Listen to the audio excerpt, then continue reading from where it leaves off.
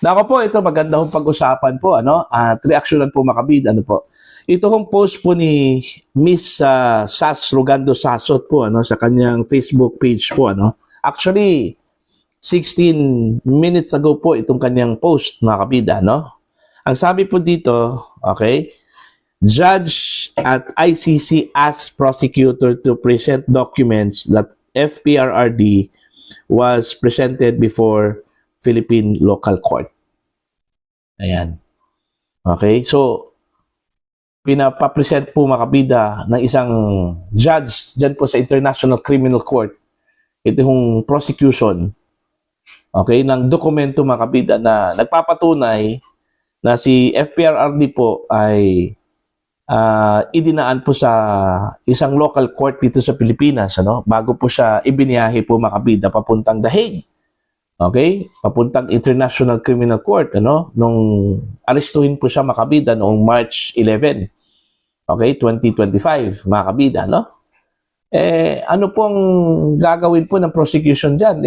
Sa totoo lang po, wala naman po talagang nangyari hong idinaan po ang dating Pangulo sa isang local court dito sa Pilipinas, ano? Hindi po yan nangyari po makabida. Okay? At wala hong nangyaring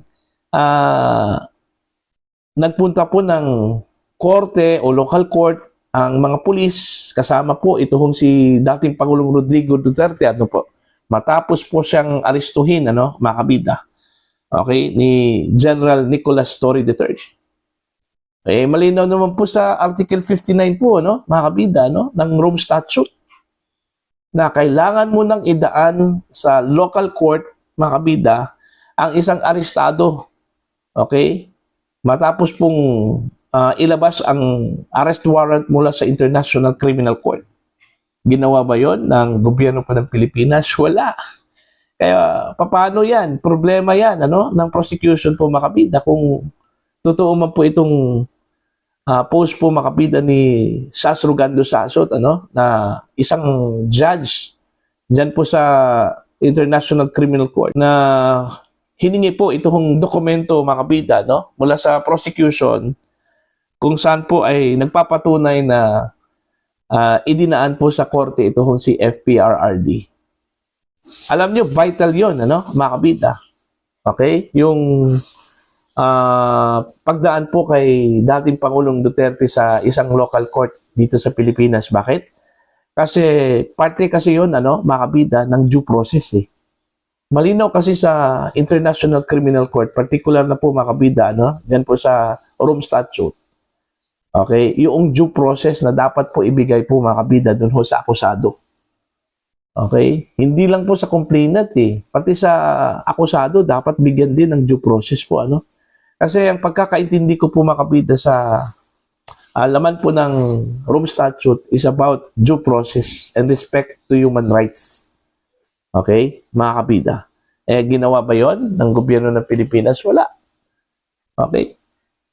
Idinaan po ng santong paspasan yun, ano? Mga kabida, ano po? Okay?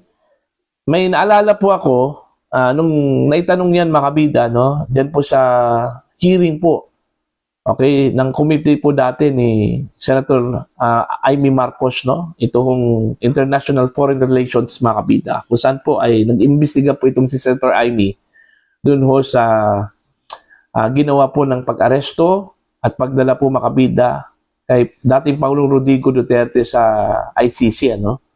Kasi illegal na yun, ano, mga kabida, at may tuturing kidnapping yun, ano?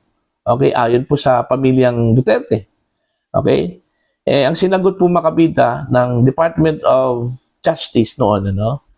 Sila daw yung umakto bilang Judicial Competent Authority, ano, mga kabida. Okay? Ang ibig sabihin kasi ng Judicial Competent Authority, korte kasi yun. It refers to courts. Alright?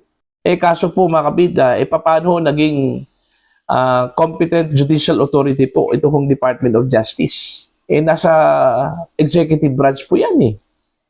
Pag sinabi mong Judicial Competent Authority, ang ibig sabihin, mga kabida, korte yun sa ilalim po ng judiciary branch, mga kabida, no? O, doon pa lang, sumemplang na po, ano, itong gobyerno mga kabida, dito ho sa handling ng pag-aresto po kay dating Pangulong Duterte, mga kabida, no, at pagdala ko doon sa International Criminal Court. Kaya vital itong sinabi po ng judge sa International Criminal Court, ano, kung totoo man po itong post po ni Sas Rugando Saso, ano, mga kabida, no, na hiningian po ng dokumento itong prosecution, mga kabida, no, para lang po malinaw na idinaan po sa due process ito kung si dating Pangulong Rodrigo Roa Duterte po. Baka ito po yung maging mitsa, no, mga kabida, na ma-technical itong prosecution ang dami na kasing beses po, mga kabida, no, na ma-technical ang isang kaso kapag hindi po sinunod yung mga vital requirements po, ano, mga kabida. Katulad na lang po ng due process. Mahalaga yan, yung due process na yan, ano, mga kabida.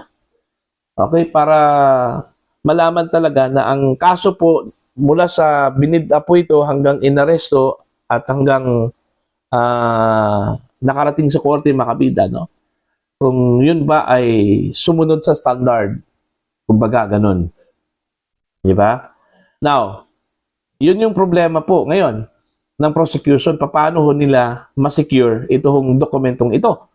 Malinaw naman po, mga kabida, no, na walang nangyari hong pagdaan po kay dating Pangulong Duterte sa isang local court dito sa Pilipinas.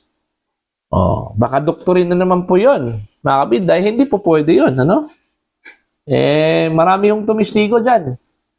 Okay, na walang nangyari hong pagdaan po kay dating Pangulong Duterte sa isang local court or competent judicial authority dito sa Pilipinas, ano po, mga kabida. Okay? Sana, magdilang anghel po, okay, yung mga netizens na nag-react ko dito, mga kabida, na mapawalang sala ito kung si dating Pangulong Rodrigo Duterte dahil lang po dito sa technicality po, ano, mga kabida. Actually, madami hong dapat desisyonan itong korte. Maraming question po, mga kabida, yung pag-aresto po hanggang pagdala po, mga kabida, no, sa kay dating Pangulong Duterte sa The Hague. Okay? Unang-una po, yung jurisdiction po, mga kabida, no? Matagal na po itong inargue po ng depensa ang jurisdiction po dito ho sa pagkakahuli, ano, pag-aresto po kay Duterte, mga kabida, okay, sa pamamagitan po ng paglabas ng international warrant of arrest mula sa ICC. Kasi iginiit kasi ng kampo po ni Digong, ano, na walang jurisdiction po, mga kabida, ang International Criminal Court, okay, dito ho sa kaso po ni Digong, ano, mga kabida, kasi unang-una matagal na po tayong umalis sa ICC. Hindi na po tayo miyembro since 2019 pa po, ano, mga kabida. Yung official investigation na ginawa po ng ICC, ibig sabihin po ng official investigation, yung sanction talaga, mga kabida, ng korte. Nangyari po yun noong 2021, 2 years after tayo lumabas sa International Criminal Court, ano, mga kabida. So, paano yan? Diba? Buti po itong korte po, mga kabida, ngayon, hindi ko katulad nung pre-trial chamber 1, yung appeals chamber, ano, na malinaw po na pumabor po dun ho sa prosecution Kaya nga binansagan pong bias itong ICC po, ano, mga kabida, ano po. Lahat na lang pong motions ng depensa during that time, wala, ibinasura. Marami hong nakapansin po, mga kabida, na friendly itong korte ngayon, ano, kay Digong. Katulad na lang po, pinagbigyan po si Digong, mga kabida, na mag-additional po ng contacts, ano. Mantakin nyo yan. Malaking bagay na po yun kay Digong, ano po, mga kabida. Diba? See? So ito, problema ito ng prosecution. Kung totoo man po ito, ano, mga kabida. Paano nila i-present yung dokumento sa International Criminal Court na talagang idinaan po si Digong, mga kabida, sa local court dito sa Pilipinas. Hindi naman po pwedeng gumawa po sila ng istorya po, mga kabida, no, na idinaan po ang dating Pangulo. Hindi po sila pwedeng magawa-gawa lang ng dokumento, ano? Okay, mas lalong tumindi po at maging komplikado po yung kaso po ni Digong dyan, ano, mga kabida, ano po. Alright? So para po sa inyo, ano po ang inyong opinion at pananaw dito, ano?